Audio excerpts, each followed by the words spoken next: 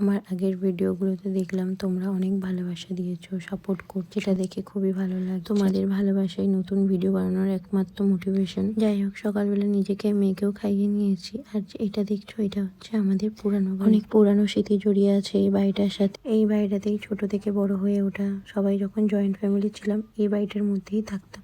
আর সবার যে যার আলাদা আলাদা বাড়ি হয়ে গেছে। ওই যে বেঞ্চিটা দেখলে, ওই বেঞ্চিটায় আমার দাদু বসে থাকতো। আজ দেখো সেই বেঞ্চিটা ফাঁকা। ওটা হচ্ছে আমার ঠাকুমা আর দাদুর হচ্ছে মন্দির। যাই হোক, দুপুরে খাবারে ছিল ভাত আর মাছের মুড়ো দিয়ে বেঁচে কলার ঝাল, আর একটু মাছের পোঁটা ভাজা, আর এখানে ছিল ডিম আলুর ঝাল, আর ওখানে ছিল হচ্ছে সেদ্ধ ডাল। ওই ডালটা ছিল নুন আর তেল ছাড়া। যেহেতু আমার মেয়েকে ডালের জলটা দেবো, সেই জন্য নুন আর তেল ছাড়া সেদ্ধ করা ছিল।